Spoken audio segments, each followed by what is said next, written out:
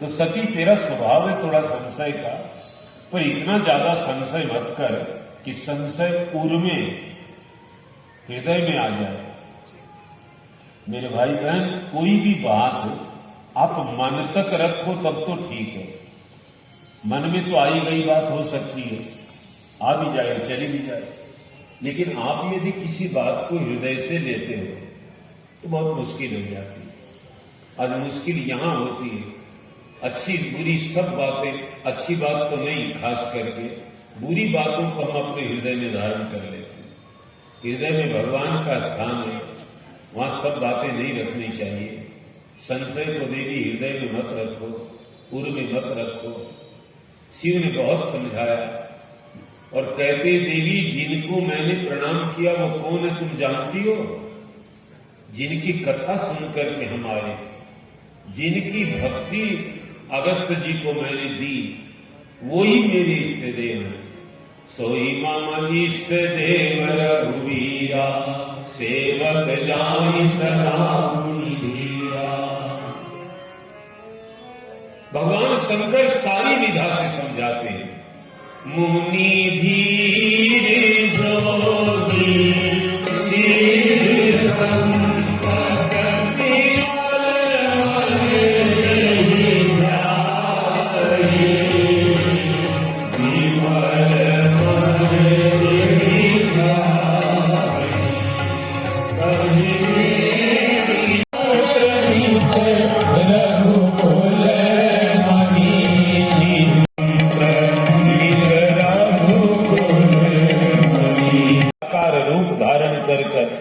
अपनी इच्छा से अपने भक्तों के हित के लिए स्वतंत्र है। भगवान की देखो, ये लोकतंत्र है, चाहे कोई राजा हो चाहे कोई, स्वतंत्र कोई नहीं है सकता। लेकिन परमात्मा स्वतंत्र, निज तंत्र, उनके ऊपर कोई तंत्र नहीं चलता है, उनका अपना तंत्र है, नित्य। ये सत्ता आती है कुछ समय के लिए, फिर चुनाव लड़ने पड़ते हैं, लेकिन भगवान का तो नित्य, कभी कभी टूटता नहीं तंत्र उनका। वो अवतार स्वयं की इच्छा से लेते। बहुत समझाया, अनेक प्रकार से समझाया, लेकिन सती जी नहीं समझी। लागन और उपदेश जद भी गयऊ शिव भाई बहु, बोले हसी महेश हरि माया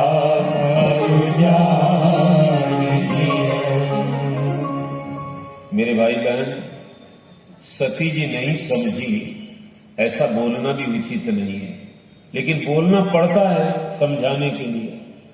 सती और शिव दो हैं ही नहीं, तो न समझने का सवाल कहां होता है। ये तो लीला कर रहे हैं साहब, हमको आपको समझाने के लिए न समझने का अभिनय नाटक कर रही है जगत की माता।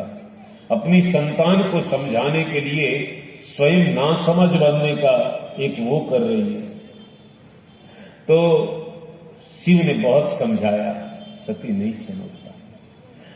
मैं कथाओं में कहता हूं, ऐसे भी लोगों को समझाता हूं कि समझेगा वही जो समझना चाहेगा।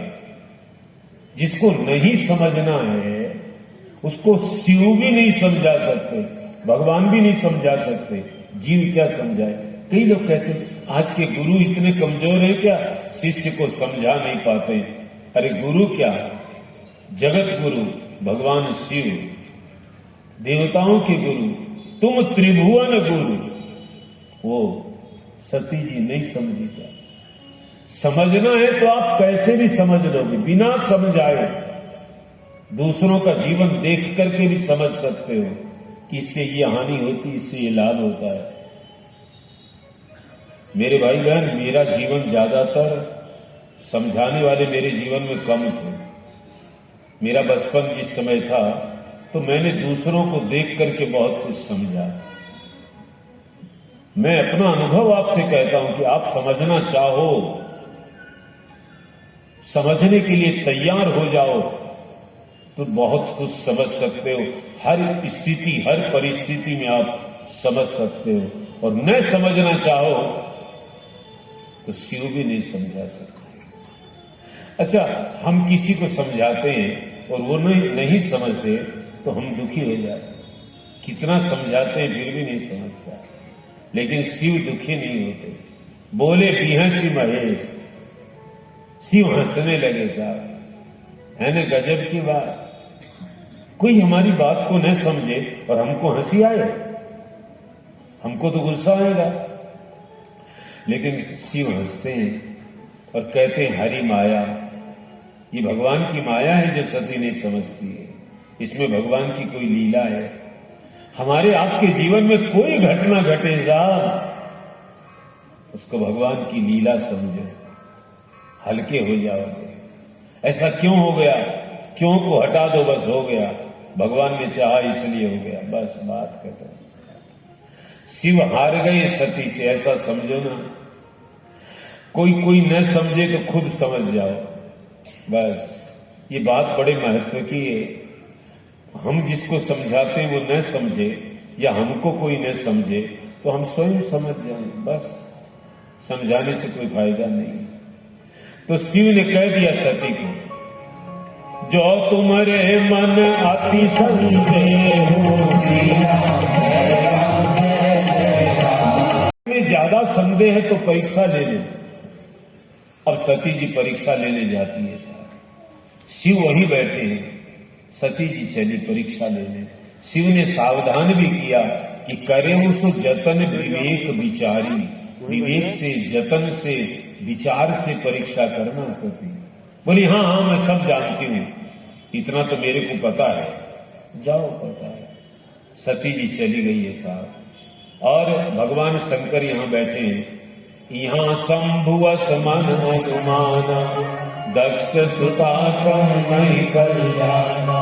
मोरे कहे न संशय जाई, विधि विपरीत भलाई नाही। भोलेनाथ बैठे मन में सोचने लगे, अनुमान करने लगे, अब सती का भला तो नहीं होगा।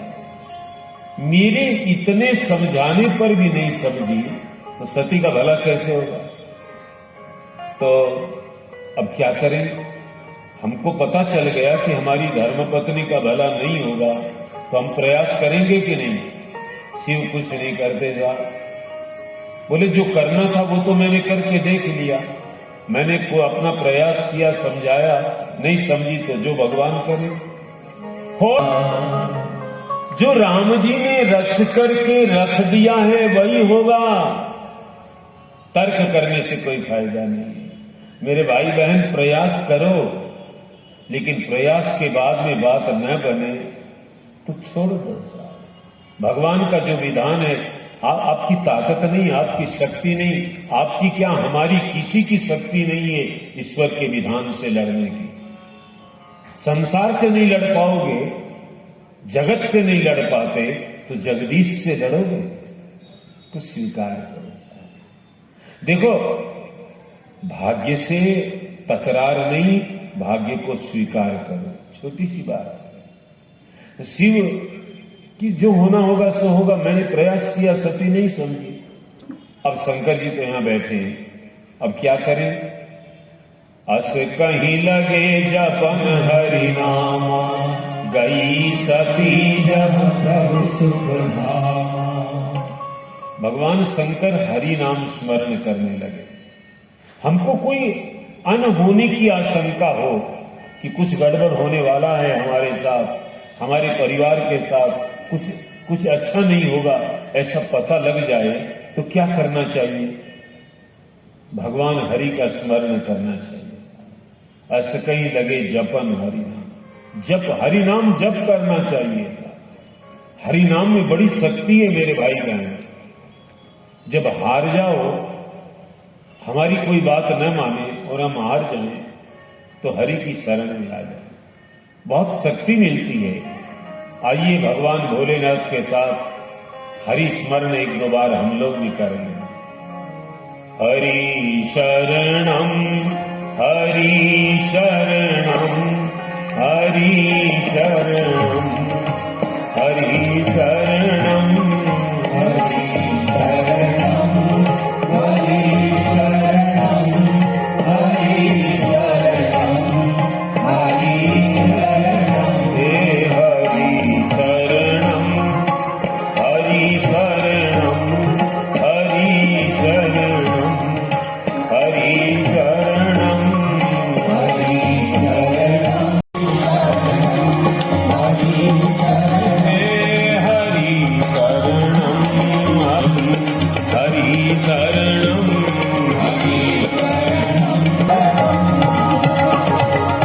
विचार किया, विवेक को छोड़ दिया, जतन को छोड़ दिया, केवल विचार किया कैसे परीक्षा करूं, तो सीता जी का रूप बना लिया।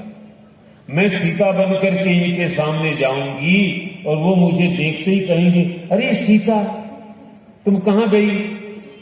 तो ये राम ब्रह्म नहीं है, राम मनुष्य हैं, और मुझे पहचान जाए तो राम ब्रह्म है। सती जी ने सीता जी का रूप बनाया। पहले लक्ष्मण जी ने देखा, लक्ष्मण दीख उमा कृत वेशा। सती जी का वेश देख करके लक्ष्मण जी चकित हो गए, ये क्या लीला है। लेकिन लक्ष्मण कुछ बोले नहीं, भगवान की लीला है, मैं बीच में क्यों बोलूं। और जब राम जी ने जब देखा कि जगत की माता सती सीता काहे को बन गई, तो राम जी मन में हंसे कि क्या लीला है। और राम जी ने किया क्या, हाथ जोड़े और प्रणाम किया है। जोरी पानी प्रभु की प्रणाम किया, सीता समेत लीन निज नाम किया, पैर मोहरी कहाँ वृष के सोहिया,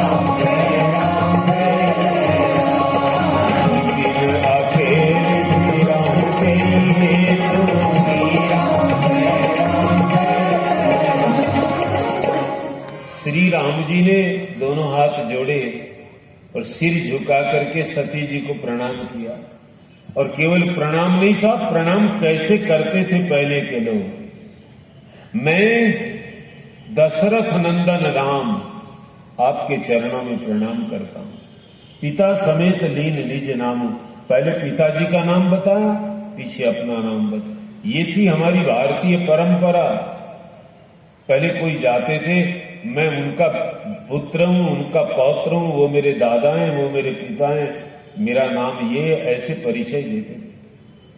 और फिर पूछा कि भोलेनाथ कहाँ हैं। अब सती घबरा गई, ये तो मेरे को जान गए। सती जी ने कोई जवाब नहीं दिया।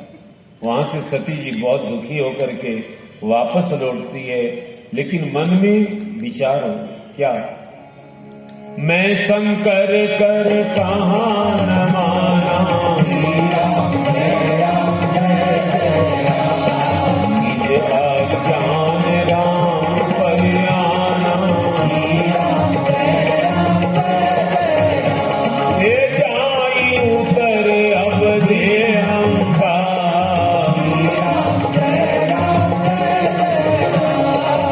रूप जायति दारुण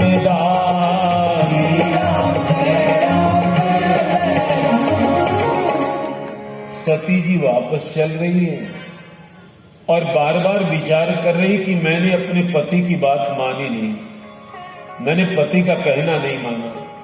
अरे मैं अपने अज्ञान के कारण राम जी की परीक्षा लेने आ गई। मेरे भाई बहन, हमसे कोई गलती हो जाए तो हमको इतना अंदाज तो लगना चाहिए कि अपने अज्ञान के कारण हमने ऐसा किया। कई लोग तो कितनी गलती करें बताने पर भी नहीं मानते, ऐसा हो ही नहीं सकता, हम ऐसा कैसे कर सकते। सती जी कहती है निज अज्ञान। मेरे भाई बहन पश्चाताप कर रही है सब, कलेजा जलने लगा है। लेकिन चिंता इस बात की हो गई, मेरे पति पूछेंगे परीक्षा कैसे ली, तब मैं क्या कहूंगी। कलेजे में आग लगी है साथ, उर उपजा की दारुण दाह। और भगवान ने देखा सती जी दुखी हो गई। राम तो सुख के धाम है, पहले लिखा गई सती जहां प्रभु सुख धामा। लेकिन सती दुखी हो गई। जाना राम अजी सती दुख निज प्रभाव कछु प्रगट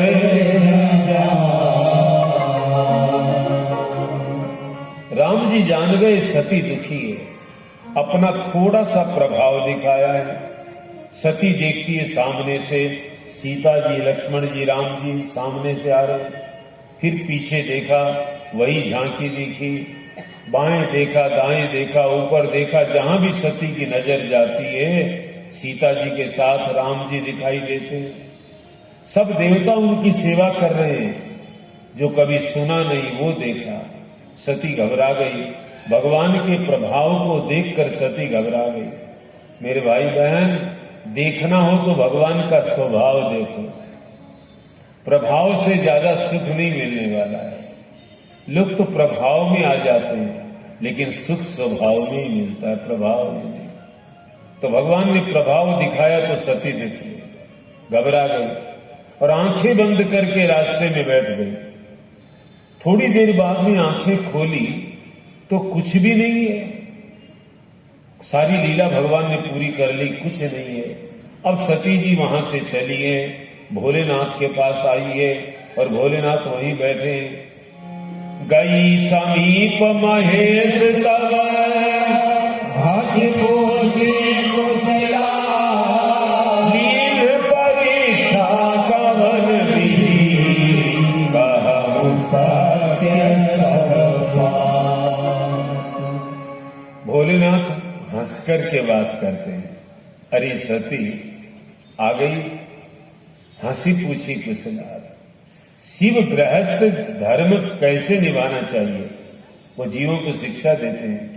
पति पत्नी में थोड़ा मनमुटाव हो जाए किसी का बात को लेकर और दोबारा मिलते ही हंसकर के बात करना चाहिए, तब गृहस्थ अच्छा होता है। आजकल लोगों के दाम्पत्य जीवन बड़े दुखी हो गए। कारण क्या है? ये अंग्रेजी का क्या शब्द साहब, ईगो। बड़ी भारी बीमारी है ईगो, कुछ होना जाने नहीं है। हमारे राजस्थानी भाषा में बच्चे को गीगो कहते हैं। तो एक बार की बात है, बहुत लोग मेरे पास बैठे थे और समारोह चल रहा था, कोई बच्चे का जन्म हुआ, उसकी पार्टी चल रही थी। तो मैंने कहा भाई, गीगो की तो आवश्यकता है जीवन में, बच्चा तो होना चाहिए घर में, गीगो तो चाहिए, बाकी ईगो से क्या फायदा है? ये ईगो बहुत बुरी चीज है साहब। पति पत्नी में ईगो, भाई भाई में ईगो, पता नहीं ये क्या ईगो है। बहुत बुरी चीज है, कोई फायदा नहीं है। जीवन नरक होते जा रहा है, लोग समझ नहीं पा रहे हैं। शिव ने में तो ईगो नहीं किया कि मैंने समझाया, नहीं समझी, फिर आ गई। शिव नाराज नहीं हुए, हंसी पूछी, हंस करके बात करो ना साहब, आधी समस्या का हल हो जाता है हंसने मात्र से। आजकल लोग हंसना ही भूल गए। मुझे तो आश्चर्य होता है, कोई बता रहे थे कि वो क्लास होगी हमारे, क्या चीज की क्लास, कोई ट्रेनिंग देने आएगा हंसी की। शादी में कैसे मुस्कुराना है, ले मुस्कुराना। अब थोड़ी दिन रुक जाओ, आपके खाना कैसे खाना है वो भी सिखाने वाले आएंगे। डांस कैसे करना है, डांसर मास्टर आते हैं। बोलो, पहले के लोग नहीं जीते थे। ये फालतू खर्चे कहां से किए, हंसी कैसे करनी, मुस्कुराना कितना है, कितना मुंह खोलना है, बताओ। हंसी जितनी आवे खिलखिला के हंसो साहब। हंसी बहुत बड़ी एक संपत्ति है साहब। हंसी, हर आदमी हंस नहीं सकता। भीतर से जो दुखी है उसको तो सीखना पड़ेगा हंसना।